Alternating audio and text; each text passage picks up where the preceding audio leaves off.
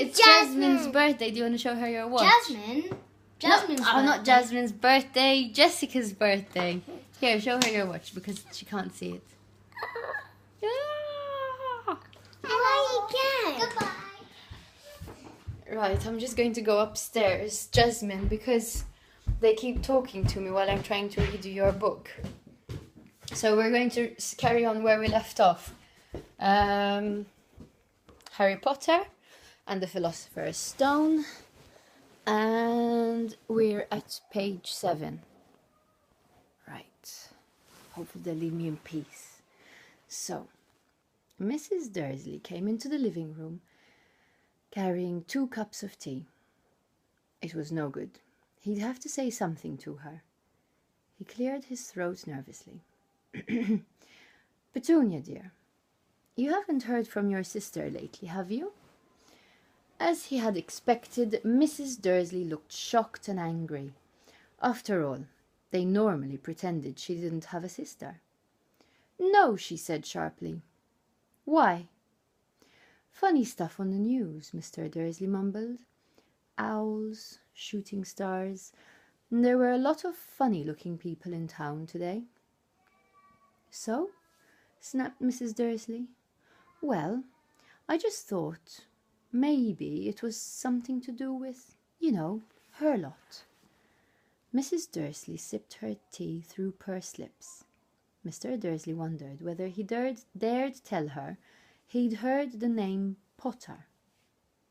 He decided he didn't dare. Instead, he said, as casually as he could, their son. He'd be about Dudley's age now, wouldn't he? I suppose so, said Mrs. Dursley stiffly. What's his name again? Howard, isn't it? Harry. Nasty common name, if you ask me. Oh, yes, said Mr. Dursley, his heart sinking horribly. Yes, I quite agree. He didn't say another word on the subject as they went upstairs to bed. While Mrs. Dursley was in the bathroom, Mr. Dursley crept to the bedroom window and peered down into the front garden. The cat was still there. It was staring down Privet Drive as though it was waiting for something. Was he imagining things? Could all this have anything to do with the Potters? If it did, if it got out that they were related to a pair of... Well, he didn't think he could bear it. The Dursleys got into bed. Mrs. Dursley fell asleep quickly, but Mr. Dursley lay awake, turning it all over in his mind. His last comforting thought before he fell asleep was that even if the Potters were involved, there was no reason for them to come near him and Mrs. Dursley. The Potters knew very well what he and Petunia thought about them and their kind. He couldn't see how he and Petunia could get mixed up in anything that might be going on. He yawned and turned over. It couldn't affect them. How very wrong he was. Mr. Dursley might have been drifting into an uneasy sleep, but the cat on the wall outside was showing no sign of sleepiness. It was sitting as still as a statue, its eyes fixed unblinkingly on the far corner of Privet Drive. It didn't so much as quiver when a car door slammed in the next street, nor when the 2 owls swooped overhead. In fact, it was nearly midnight before the cat moved at all. A man appeared on the corner the cat had been watching. Appeared so suddenly and silently, you'd have thought he'd just popped out of the ground. The cat's tail twitched, and its eyes narrowed. Nothing like this man had ever been seen in Privet Drive. He was tall, thin and very old, judging by the silver of his hair and beard, which were both long enough to tuck into his belt. He was wearing long robes, a purple cloak which swept the ground, and high-heeled buckled boots. His blue eyes were light, bright and sparkling behind half-moon spectacles, and his nose was very long and crooked, as though it had been broken at least twice. This man's name was Albus Dumbledore. Albus Dumbledore didn't seem to realize that he had just arrived in a street where everything from his name to his boots was unwelcome. He was busy rummaging in his cloak, looking for something. But he did seem to realize he was being watched, because he looked up suddenly at the cat, which was still staring at him from the other end of the street. For some reason, the sight of the cat seemed to amuse him. He chuckled and muttered, "I should have known." He found what he was looking for in his inside pocket. It seemed to be a silver cigarette lighter. He flicked it open, held it up in the air and clicked it. The nearest street lamp went out with a little pop. He clicked it again. The next lamp flickered into darkness. 12 times he clicked the put-outer, until the only lights left in the whole street were 2 tiny pinpricks in the distance, which were the eyes of the cat watching him.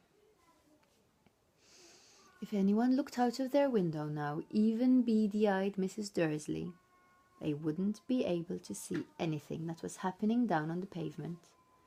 Dumbledore slipped the put-outer back inside his cloak and set off down the street towards number 4, where he sat down on the wall next to the cat. He didn't look at it, but after a moment he spoke to it. "Fancy seeing you here, Professor McGonagall." He turned to smile at the tabby, but it had gone. Instead, he was smiling at a rather severe-looking woman who was wearing square glasses exactly the shape of the markings the cat had had around its eyes. She, too, was wearing a cloak, an emerald one. Her black hair was drawn into a tight bun. She looked distinctly ruffled. "How did you know it was me?" she asked. "My dear Professor, I've never seen a cat sit so stiffly." "You'd be stiff if you'd been sitting on a brick wall all day," said Professor McGonagall. "All day? When you could have been celebrating? I must have passed a dozen feasts and parties on my way here." Professor McGonagall sniffed angrily. "Oh yes, everyone's celebrating all right," she said impatiently. "You'd think they'd be a bit more careful, but no. Even the Muggles have noticed something's going on. It was on their news." She jerked her head back at the Dursleys' dark living room window. "I heard it. Flocks of owls, shooting stars. Well, they're not completely stupid. They were bound to notice something. Shooting stars down in Kent? I'll bet that was Daedalus Diggle. He never had much sense." "You can't blame them," said Dumbledore gently. "We've had precious little to celebrate for 11 years. "I know that," said Professor McGonagall irritably, "but that's no reason to lose our heads.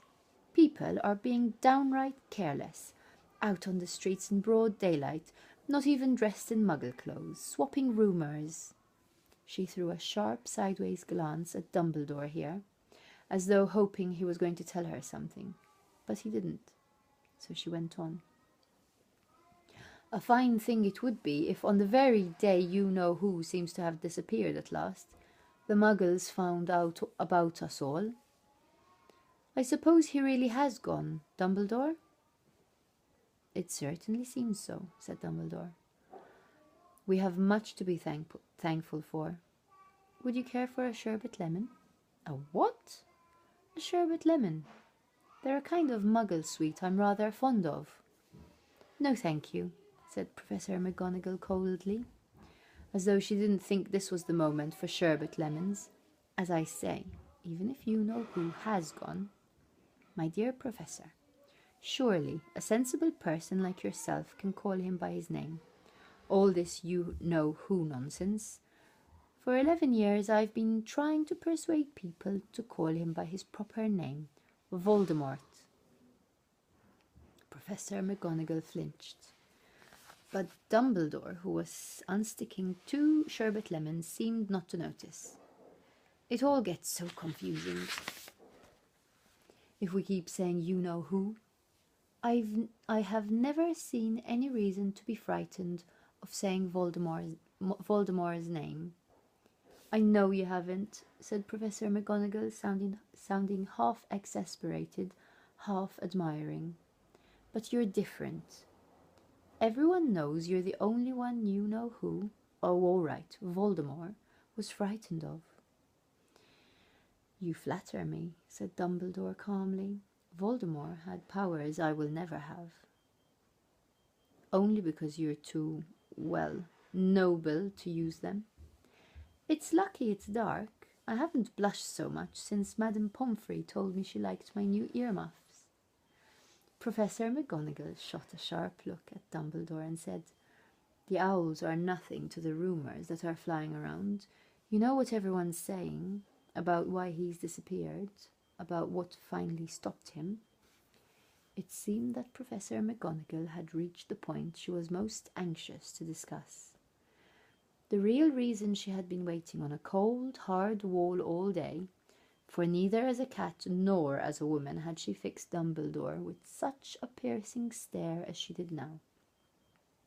It was plain that whatever everyone was saying, she was not going to believe it until Dumbledore told her it was true.